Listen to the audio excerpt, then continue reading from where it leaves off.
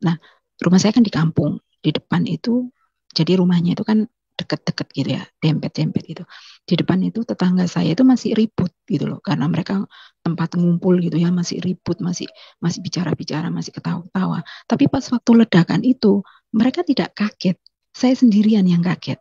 Saya sendirian yang kaget dan tiba-tiba sepertinya itu kayak apa ya, kayak merinding gitu kan. Terus saya pikir apa ini, saya nggak ngerti apa-apa ledakan itu kan.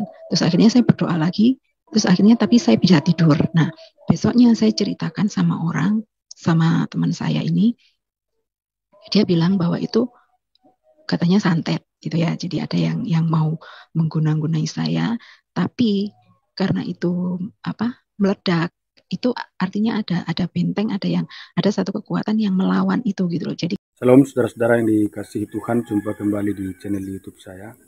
Kesempatan ini kita akan mendengarkan kesaksian dari seorang ibu muslimah asal Malang. Sungguh luar biasa, boleh dijamah oleh Tuhan, boleh dipanggil, diselamatkan oleh Tuhan, diproses Tuhan. Semua karena anugerah Tuhan, semua karena kebaikan Tuhan. Semoga kesaksian ini dapat memberkati dan menguatkan iman Bapak Ibu sekalian. Kita saksikan selengkapnya berikut ini. Sebelumnya saya memperkenalkan diri, nama saya Baik Nurul. Saya kalau orang tahu ya, saya berasal dari Lombok, dari Nusa Tenggara Timur, Nusa Tenggara Barat, maaf. Ini karena bapak saya orang Lombok, tapi saya lahir dan besar di Malang, di Jawa Timur. Sampai sekarang saya juga masih di Malang.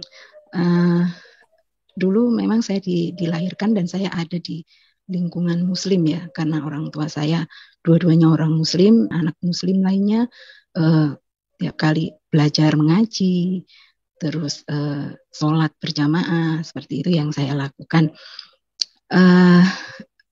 Setelah saya dewasa, saya pun masih tetap berpegang pada agama yang diberikan oleh orang tua saya. Nah, satu kali saya lulusan sarjana hukum. Saya setelah selesai kuliah, saya mencari pekerjaan dan saya puji Tuhan diterima di salah satu perusahaan asing yang ada di Python. Nah, di sana saya mulai bekerja dan ya mungkin bisa dikatakan pergaulannya lebih agak kebebas gitu ya. Saya sering main dengan teman-teman saya tiap weekend, tiap Sabtu itu saya pergi ke Surabaya untuk kalau dulu istilahnya orang-orang bilang clubbing ya. Kalau sekarang clubbing atau dugem seperti itu. Nah, di sana setelah saya beberapa hari ya, mungkin beberapa hari bekerja, saya bertemu dengan suami saya, dengan seorang laki-laki yang akhirnya menjadi suami saya. Dari situ saya berkenalan dan kami menjalin hubungan. Ya, seperti itu. Nah, sebenarnya saya juga pergumulan ya, karena perbedaan yang kami punya, beda agama. Kebetulan dia adalah dari Nusa Tenggara Timur, dia beragama Katolik dan saya Islam. Waktu itu sih saya berpikir ya pastilah orang tua saya akan menentang hubungan saya dengan dia. Ya karena masa muda kami akhirnya hubungan kami sampai sejauh ini ya, sejauh akhirnya saya hamil seperti itu.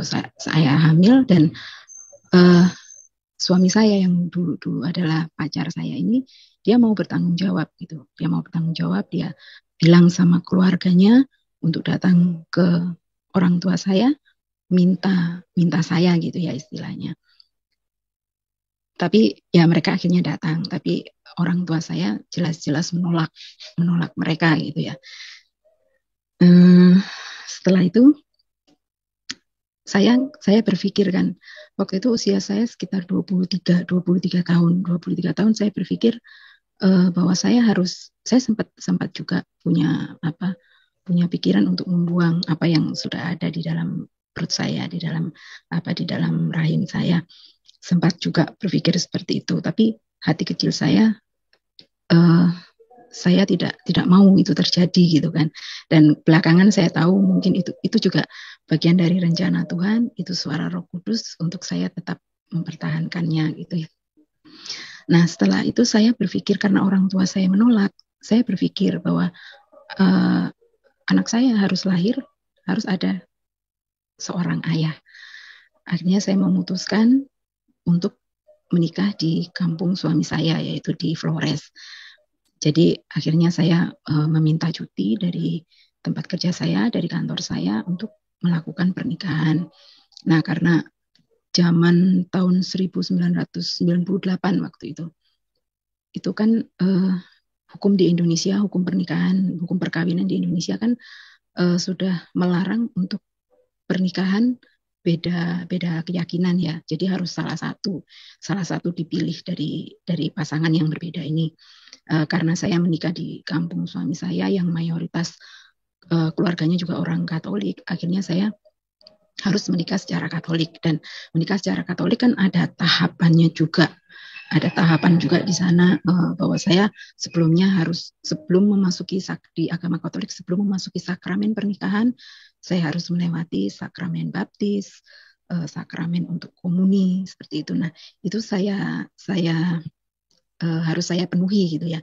Dan puji Tuhannya keluarga dari suami saya ini mereka benar-benar urus gitu.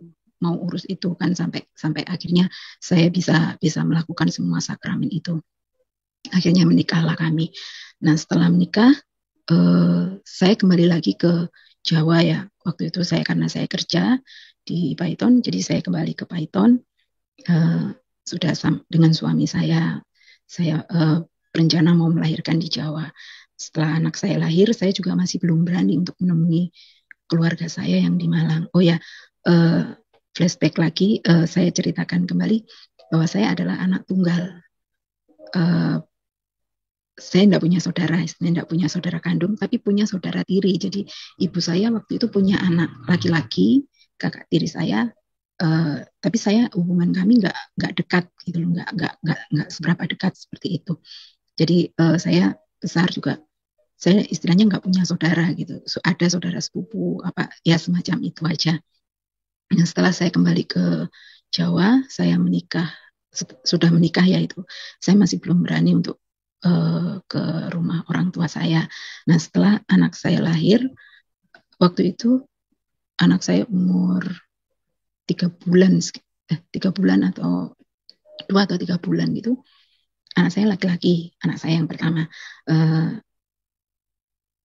Setelah 2 bulan usia anak saya ini, kebetulan ada momen Lebaran, hari raya. Nah, saya memberanikan diri untuk datang ke rumah orang tua saya, sekaligus juga untuk meminta maaf ya, untuk silaturahmi dan meminta maaf. Tradisinya orang-orang Muslim kalau tiap Lebaran kan seperti itu. Nah, memang di sana saya diterima, tapi ya itu saya dilarang juga untuk keluar rumah gitu loh. Jadi orang tua saya, terutama ibu saya itu melarang saya keluar rumah supaya orang nggak tahu kalau saya ini sudah menikah dan punya anak gitu. Karena kan memang istilahnya kan saya anak satu-satunya, tapi nggak dirayakan gitu kan menikahnya. Nah, kembali lagi ke saya pribadi, sebenarnya ketika saya menikah di Flores, menikah dalam pernikahan Katolik di gereja Katolik, diberkati di gereja Katolik, saya ada pikiran bahwa oke lah, saya akan menikah saja secara Katolik.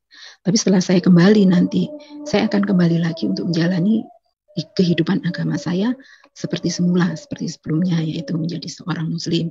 Dan saya akan sholat, akan ya ikut berpuasa seperti itu. Nah, tapi pada kenyataannya karena saya sibuk juga kerja, saya jadi saya seperti orang yang tidak punya agama gitu. Saya nggak pernah ke gereja, saya juga nggak sholat gitu kan. Ya, tapi saya jalani itu terus. Kemudian setelah anak saya lahir, dia sudah bisa. Nah, setelah anak saya lahir, kan anak saya ini kalau di gereja Katolik kan ada baptis, harus dibaptis anak. Nah, anak saya lahir secara dari karena bapaknya Katolik, otomatis dia juga jadi Katolik, maka saya harus ikuti sakramen baptis buat anak saya. Nah, itu saya juga ikut ke gereja. Terus setelah anak saya sudah bisa jalan, saya juga tetap ke gereja karena supaya bisa ikut sekolah minggu atau apa seperti itu. Tapi di situ bukan titik balik saya untuk untuk percaya sama Tuhan Yesus. Saya ya datar-datar aja gitu kan. Kehidupan saya selama itu datar-datar aja. Ya itu aja yang saya jalani sampai kemudian lahir anak saya. Kemudian anak saya yang kedua lahir 5 tahun, selisih 5 tahun dari anak saya yang pertama. Anak saya yang kedua lahir perempuan. Nah, kami sukacita juga dengan kelahiran anak yang kedua ini.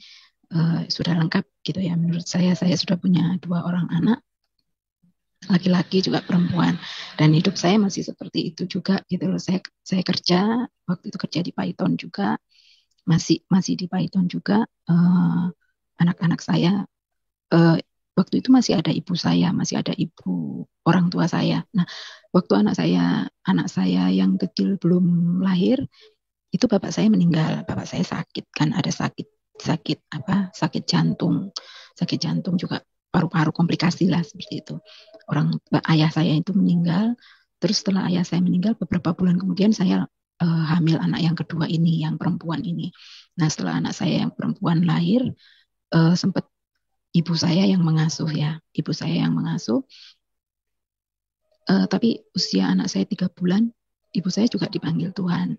Ibu saya meninggal, jadi saya sendiri, saya tidak punya orang tua, saya sendiri. Tapi waktu itu saya berpikir bahwa suami saya, terus saudara-saudara dari suami saya, meskipun jauh, mereka support saya seperti itu.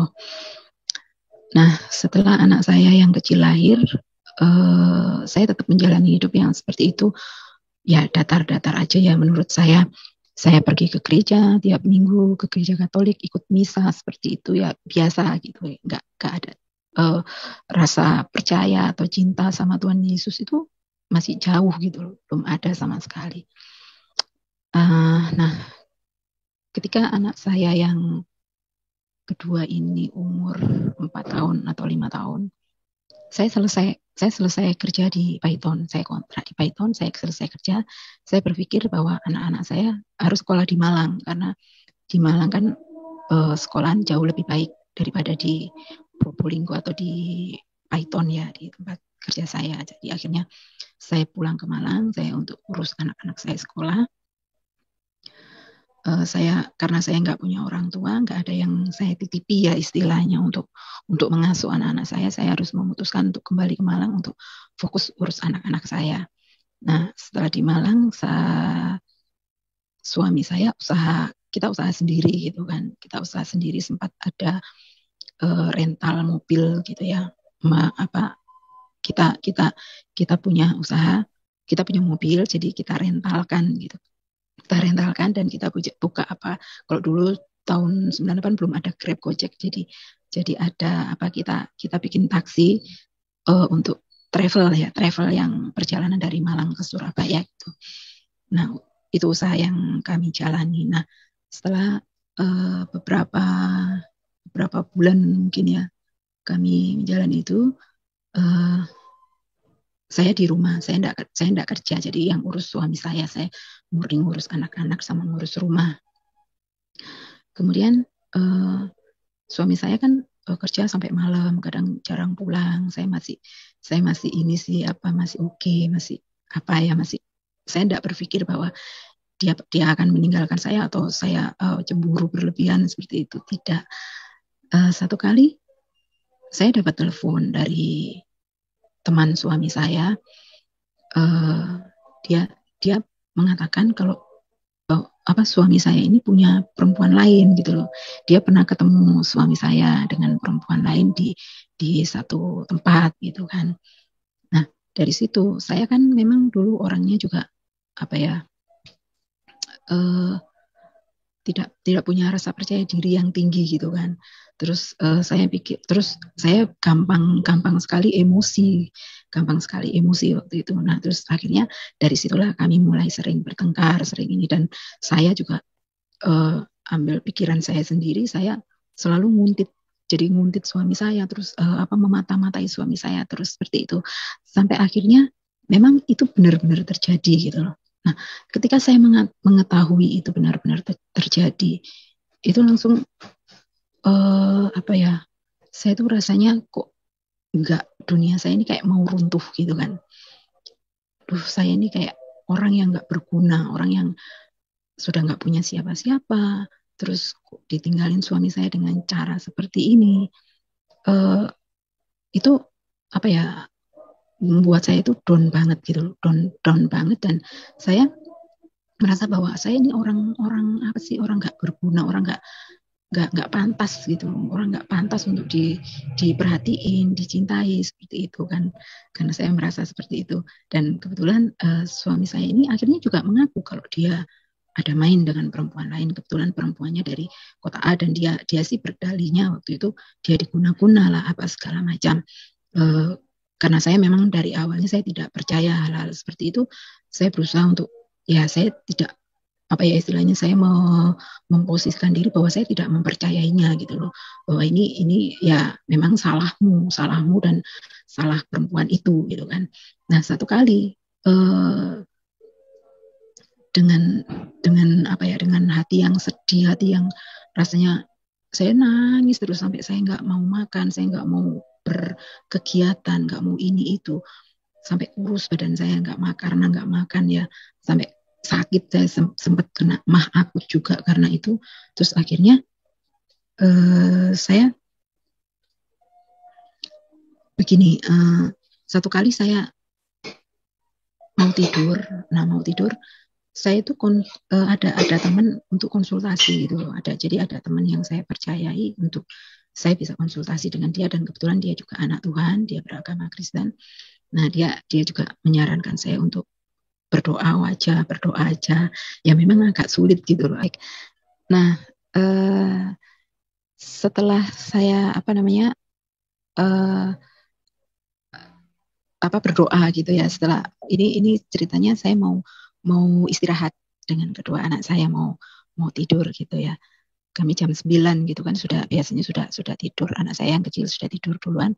Nah saya mau tidur ini, nah tiba-tiba di depan kamar saya di atas itu ada kedengaran suara ledakan gitu.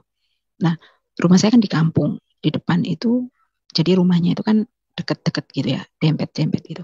Di depan itu tetangga saya itu masih ribut gitu loh, karena mereka tempat ngumpul gitu ya, masih ribut, masih bicara-bicara, masih ketawa-tawa. Tapi pas waktu ledakan itu mereka tidak kaget, saya sendirian yang kaget.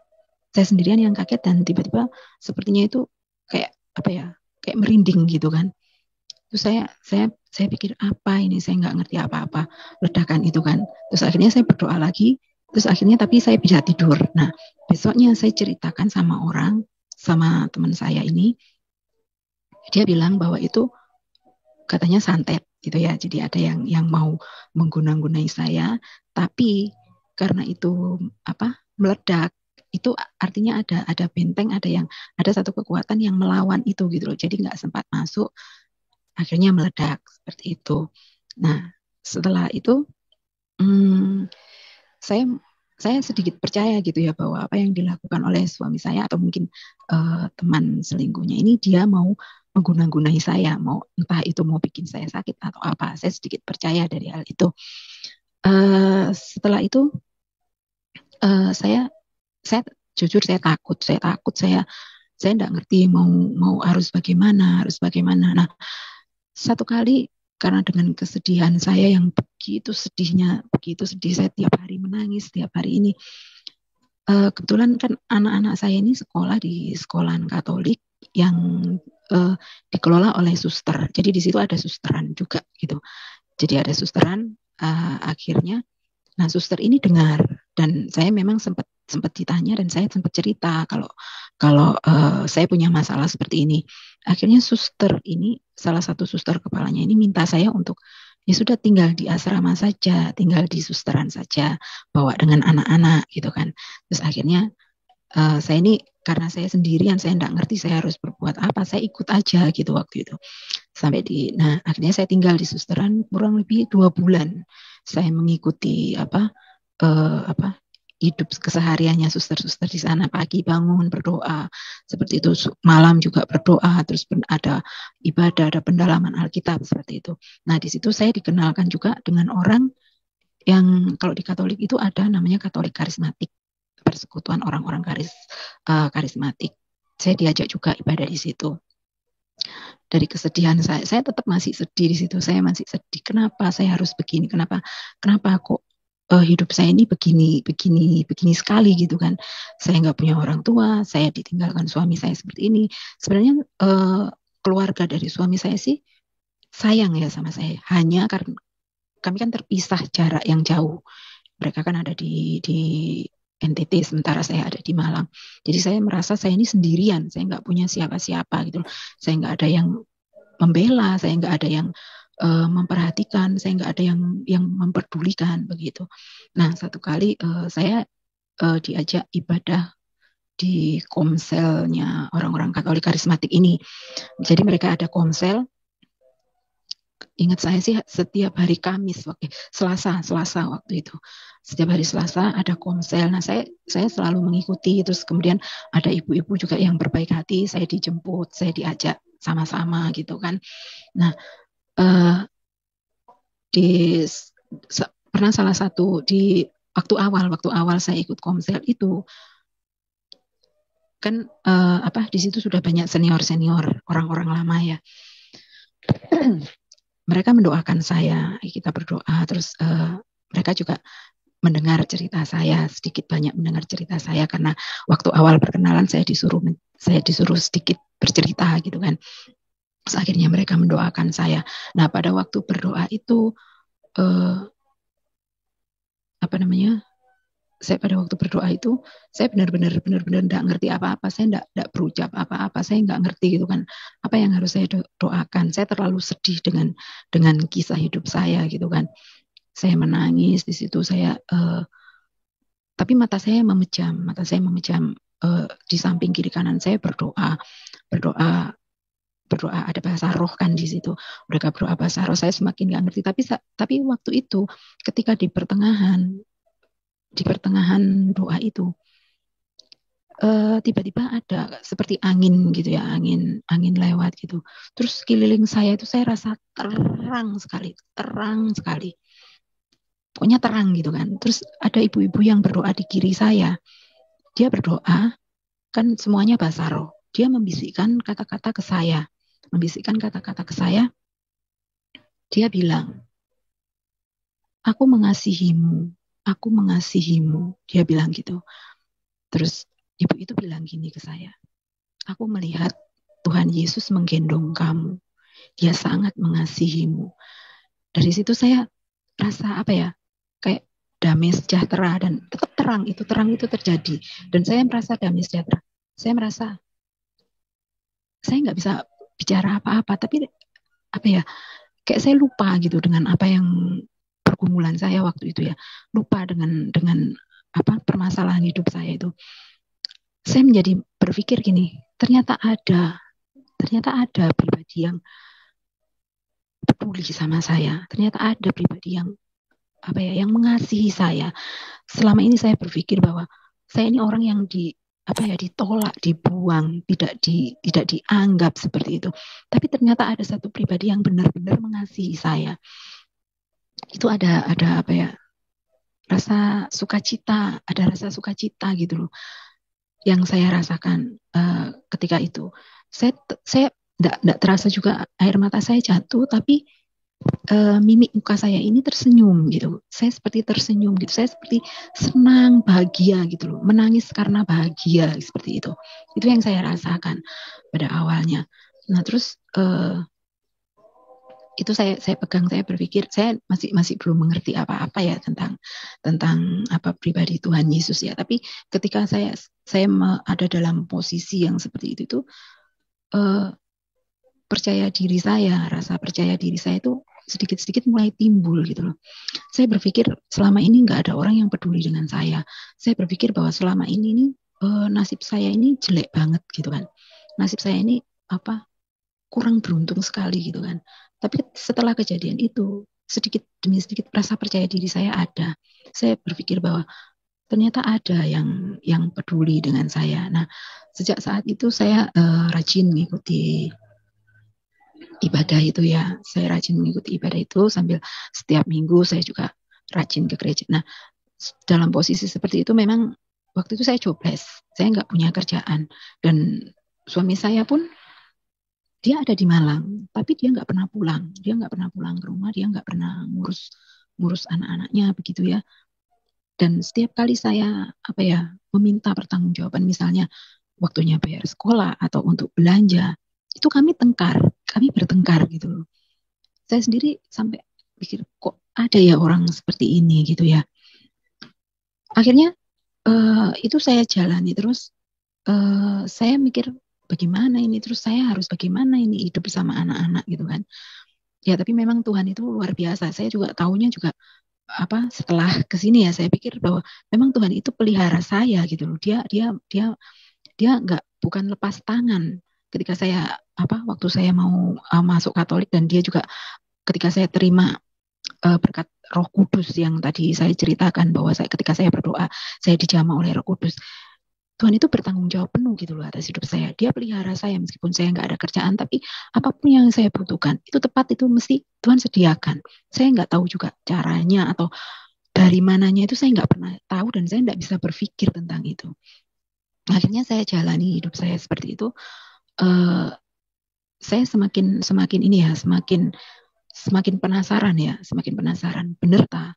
Ini Tuhan ini Yesus ini benar-benar tak sayang sama saya. Sepertinya itu gini loh. Saya merasa orang yang diremehkan. Saya orang yang tidak dianggap dan tidak diperlukan gitu loh. Tidak ada gunanya gitu kan. Tapi ketika satu itu saya satu waktu itu saya menerima jaman Roh Kudus, saya ada perasaan percaya diri sedikit. Tapi saya dalam hal ini masih mempertanyakan gitu loh. Benar tak Tuhan ini mau Tuhan Yesus ini benar-benar perhatiin saya, benar-benar mengasihi saya gitu kan. Terus saya jalani hidup saya dengan istilahnya sekalipun sengsara, tapi dia masih tetap turun tangan, dia masih tetap pelihara saya, apapun yang saya butuhkan, apapun yang saya perlukan buat anak-anak saya dan juga buat kehidupan saya pribadi, Tuhan selalu adakan, Tuhan selalu sediakan. Memang saya tidak tahu dari mananya, sampai akhirnya saya juga akhirnya ditolong untuk dapat kerja kembali.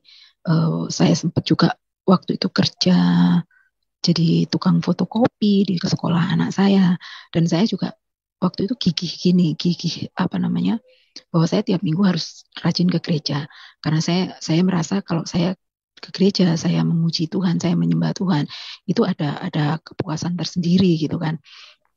Ada kepuasan tersendiri. Jadi saya tetap pergi ke gereja, dan waktu itu saya masih gak punya apa-apa, bahkan ongkos saja gak punya. Saya ke gereja bersama anak-anak saya, jalan kaki sampai ke gereja, pulangnya juga jalan kaki. Kalau misalnya ini ada orang yang misalnya dipakai Tuhan itu ya, nunuti saya misalnya pakai mobil, atau saya dibayarkan untuk ongkos gitu, seperti itu saya juga pernah saya alami gitu ya. Sampai akhirnya saya memutuskan saya ingin melayani Tuhan gitu loh. Saya ingin kerja melayani Tuhan. Saya berpikir waktu itu, apakah saya harus tinggal di gereja, saya bersih-bersih gereja atau apa, sempat berpikir seperti itu juga gitu loh. Terus nah ini ketika saya ibadah di tempat di mana misa di gereja Katolik, saya dikenalkan sama seorang pendeta Kristen Pantai Kosta gitu ya. Beliau berdua ini suami istri pendeta. Saya sering sharing sama mereka. Nah dari situ saya mulai sharing gitu kan. Terus mereka undang saya untuk ikut ibadah di tempat mereka. Kebetulan jam ibadahnya mereka itu setelah ibadah saya misa di gereja Katolik. Nah beberapa kali saya jalani itu, saya rasa puas gitu ya. Ketika saya dari gereja Katolik itu kayak misalnya ya saya dikasih makan, istilahnya makan rohani seperti itu. Tapi saya masih belum puas ya. Kenyang mungkin iya, kenyang, tapi bukan kenyang yang kenyang ini ya.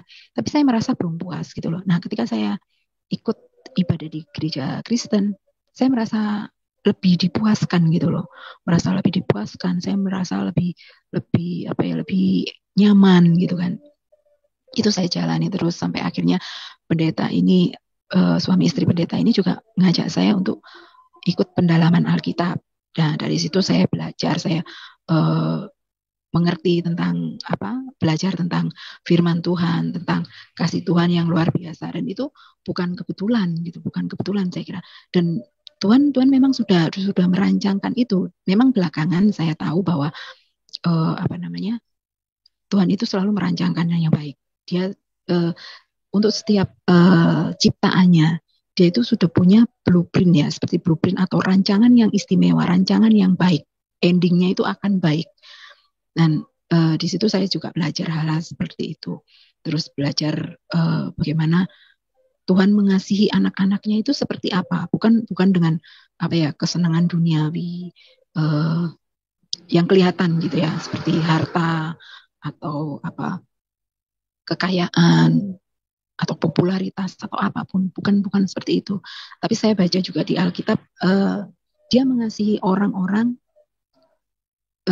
dia akan menghajar orang-orang yang dikasihinya supaya untuk meningkatkan keimanan. Nah, di situ saya juga berpikir bahwa oh ya benar, berarti saya dengan yakin percaya bahwa saya ini termasuk orang yang dipilih Tuhan untuk diselamatkan seperti itu. Nah, akhirnya berjalan seperti itu, saya semakin setia, saya juga semakin mengasihi Tuhan Yesus.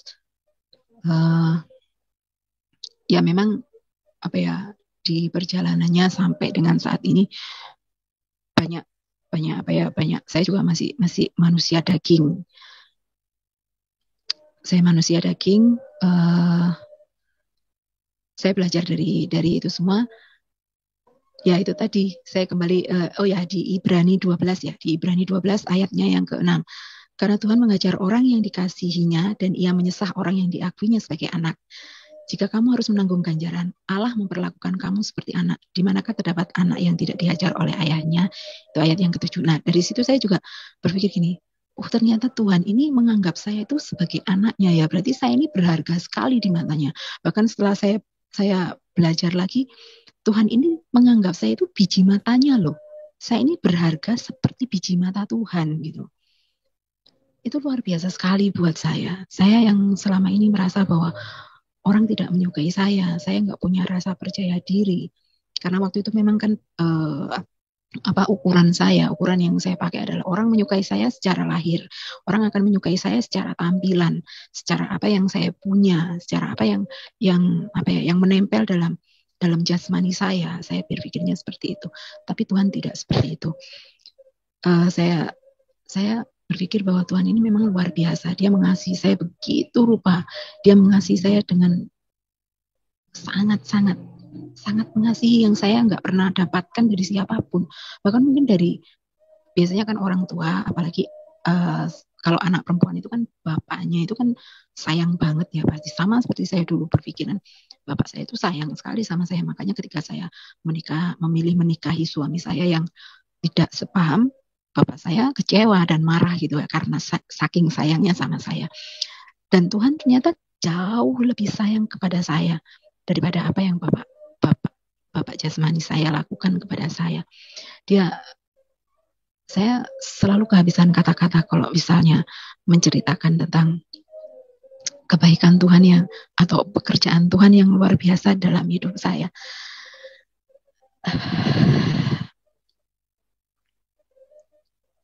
Ya, Tuhan Yesus memang seperti itu yang akhirnya saya kenal gitu ya.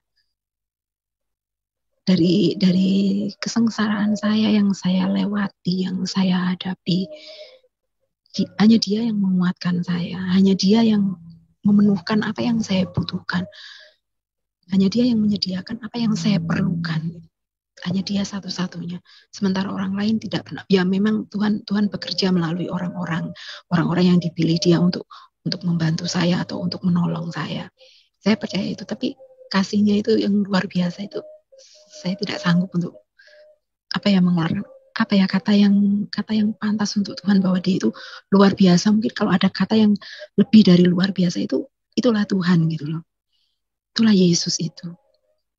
Oh ya, pernah satu kali waktu saya juga dalam pergumulan itu saya saya merasa sakit gitu ya. Sampai sekarang pun saya sebenarnya gini, merasakan kadang kalau ingat kejadian dulu, karena saya masih manusia daging, saya juga merasa sakit hati ya, rasa sakit hati itu kadang masih ada gitu ya. Sekalipun saya sudah memaafkan suami saya dengan tidak maksudnya tidak sesakit dulu gitu ya. Tapi kadang kalau ingat itu masih bagaimana begitu kan ya. Satu kali saya pernah merasa sakit hati banget gitu loh, sakit hati. Ada satu momen yang mengingatkan saya pada kejadian itu yang sehingga membuat saya sakit hati. Nah di situ kembali saya Tuhan sentuh saya lagi gitu. Satu kali ketika saya berdoa, saya tidak tahu saya mau berdoa apa. Yang pasti kesakitan hati saya ini keluar dengan sendirinya air mata saya. Nah di pemandangan saya waktu itu, saya memejamkan mata karena berdoa ya. Di pemandangan saya waktu itu, saya melihat Tuhan Yesus itu jalan di satu kayak rel kereta api gitu, jalan lurus. Saya ini di belakang Tuhan Yesus. Saya berlari itu ngejar gitu ya. Tuhan tunggu. Kenapa Tuhan kok nggak mau nggak tolong saya, tunggu saya Tuhan, tunggu saya. Kemudian di satu titik Tuhan berhenti. Tuhan hanya bilang, kamu diam saja, kamu fokus pada anak-anakmu.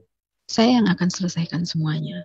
Nah di situ saya kembali teringat bahwa Tuhan memang benar-benar tanggung jawab gitu loh atas hidup saya. Ketika saya memilih untuk mengikuti dia benar-benar tanggung jawab gitu. Dia nggak akan membiarkan saya untuk lepas lagi gitu kan. Di situ saya kembali percaya. Ya memang sampai sekarang pun kadang keimanan saya juga kadang naik, kadang juga ada momen-momen tertentu karena saya masih manusia daging, kadang turun seperti itu. Tapi ya kembali lagi Tuhan selalu mengingatkan saya seperti itu untuk saya tetap berpegang teguh kepada janjinya, saya tetap berpegang teguh kepada firman-Nya, apa yang Tuhan firmankan, apa yang Tuhan janjikan, bahwa Dia akan selalu menyertai saya, bahwa Dia akan selalu Dia merancangkan damai sejahtera buat saya, bukan rancangan kecelakaan yang diberikan pada saya. Kembali saya selalu diingatkan hal-hal yang seperti itu untuk memperkuat iman saya, dan memang itu memperkuat sekali gitu kan.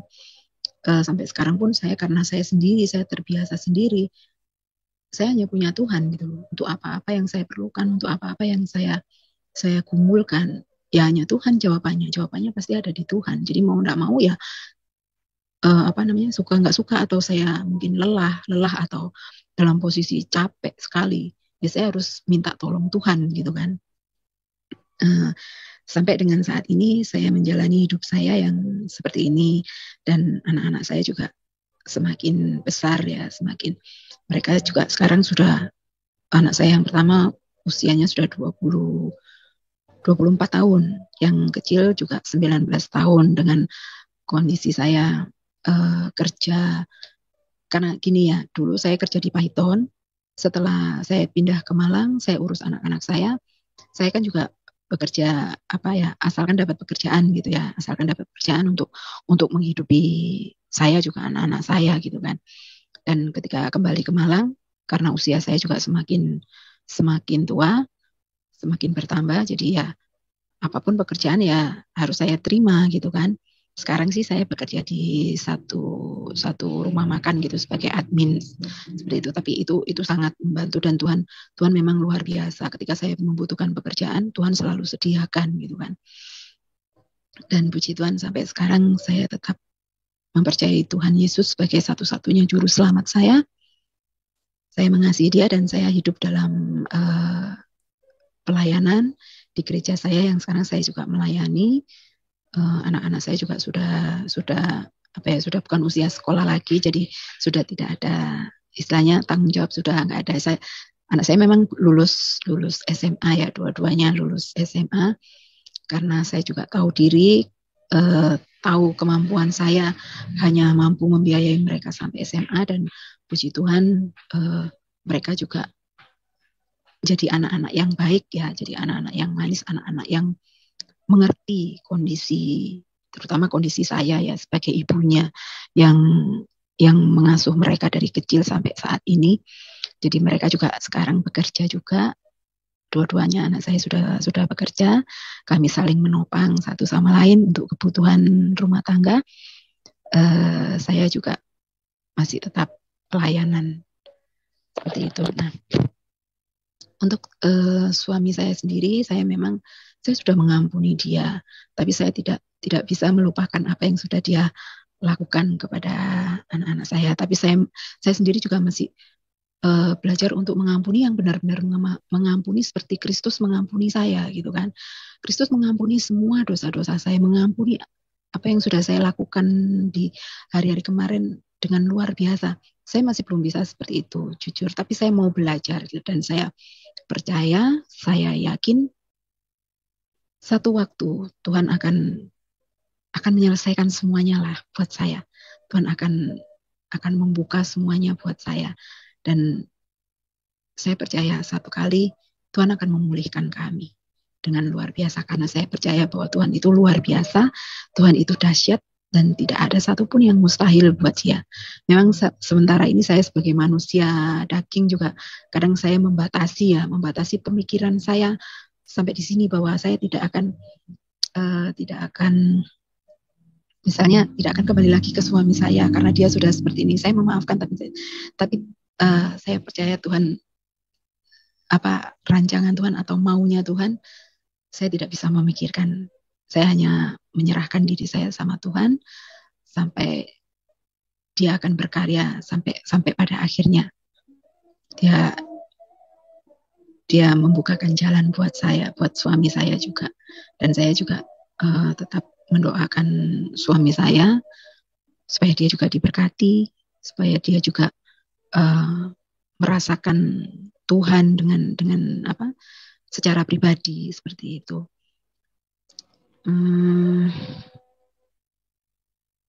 Mungkin kesaksian saya seperti ini.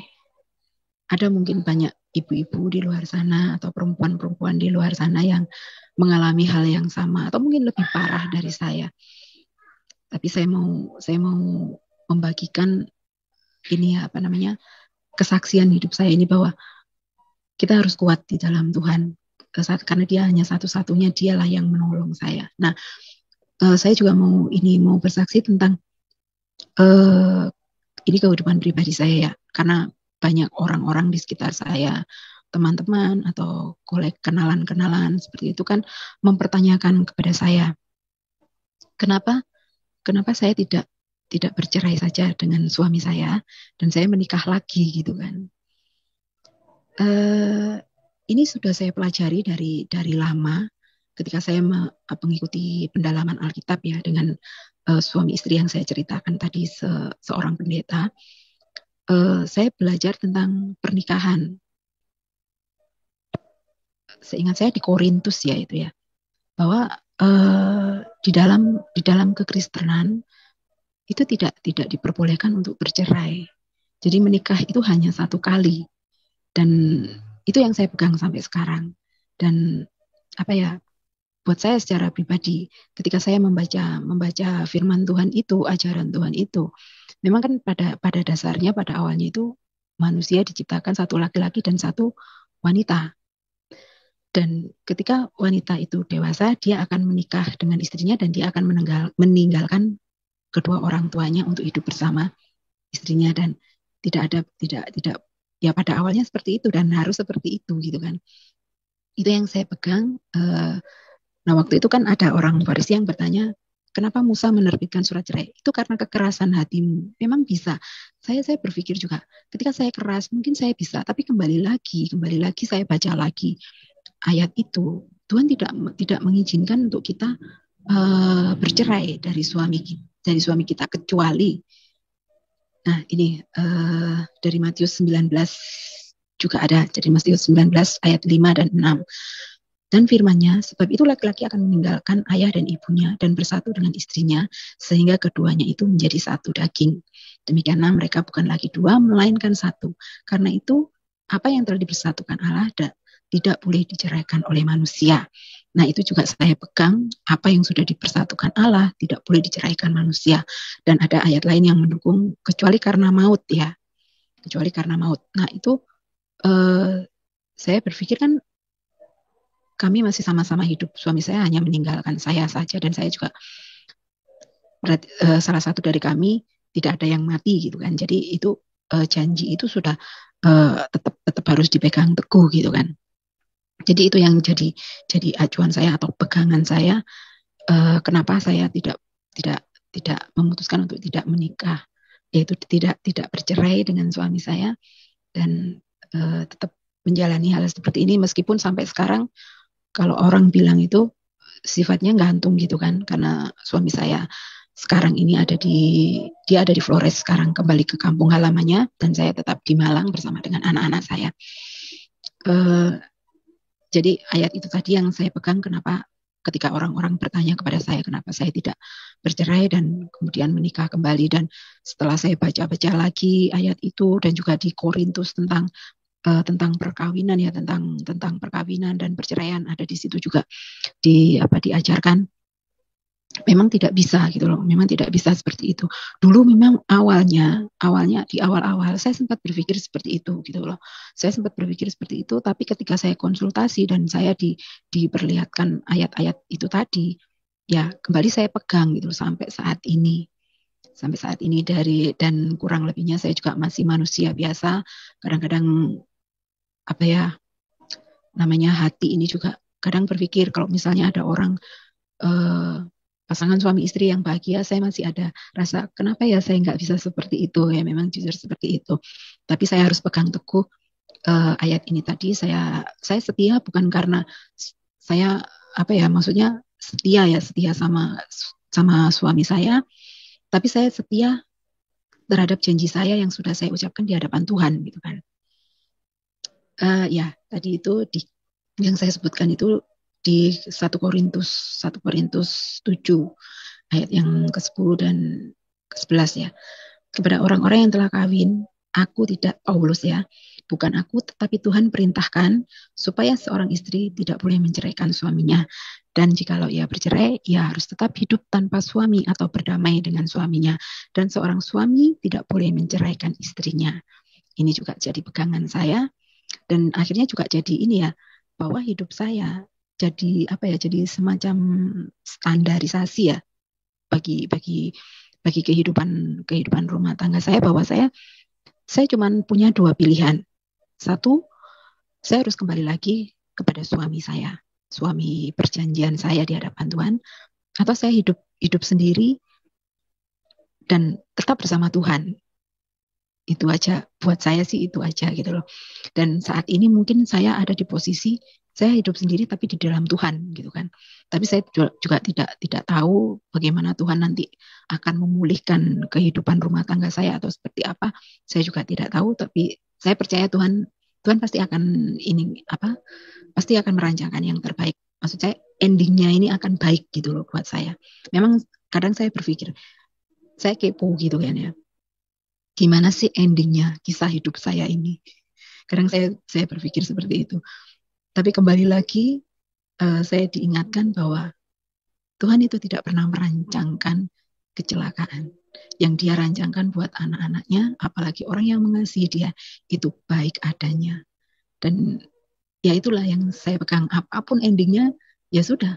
Sekarang kita jalani aja. Saya jalani aja. Saya tetap berpegang teguh, percaya kepada Tuhan bahwa Tuhan tetap menyertai saya. Memang dalam kehidupan ya ada pasang surutnya gitu ya. Ada permasalahan yang kadang-kadang saya capek gitu loh. Pernah satu kali memang saya dalam doa, Tuhan saya capek. Kapan sih semua ini berakhir? Saya lelah sekali Tuhan.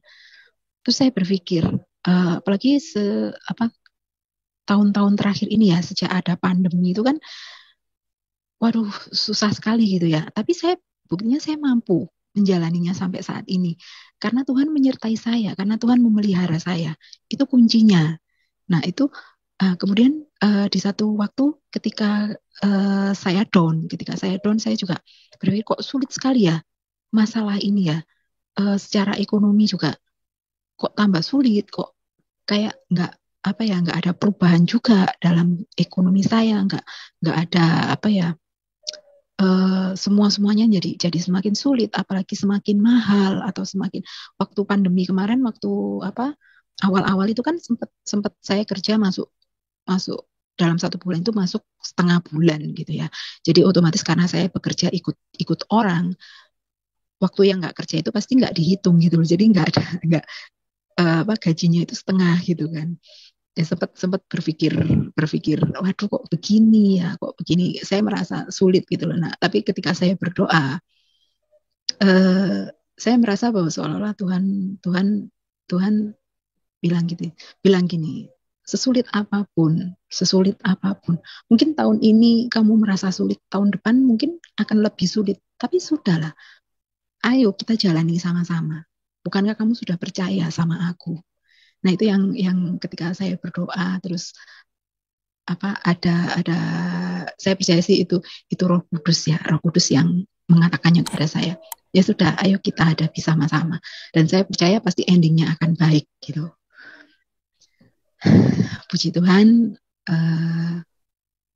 saya berharap bahwa uh, apa yang sudah saya sampaikan apa yang sudah saya ceritakan apa yang sudah saya saksikan tentang kebaikan Tuhan ini menjadi berkat buat buat semuanya dan semakin menguatkan iman percaya saya. Demikian juga bukan hanya buat apa ya buat di sini yang menyaksikan, tapi buat saya pribadi saya juga akan semakin dikuatkan gitu loh. Saya akan semakin dikuatkan, saya akan semakin memiliki rasa percaya diri saya. Saya juga semakin karena saya merasa diberkati, saya juga harus harus mau membagikannya kepada orang lain gitu. Ya mungkin Biasa saudara-saudara, kesaksian Ibu semoga boleh memberkati, menguatkan iman kita, sehingga kita semakin semangat dalam Tuhan, semakin kita bertumbuh dan percaya sungguh-sungguh bahwa Yesus adalah Tuhan dan Juru Selamat kita. Sampai jumpa di video-video berikutnya dan Tuhan Yesus memberkati.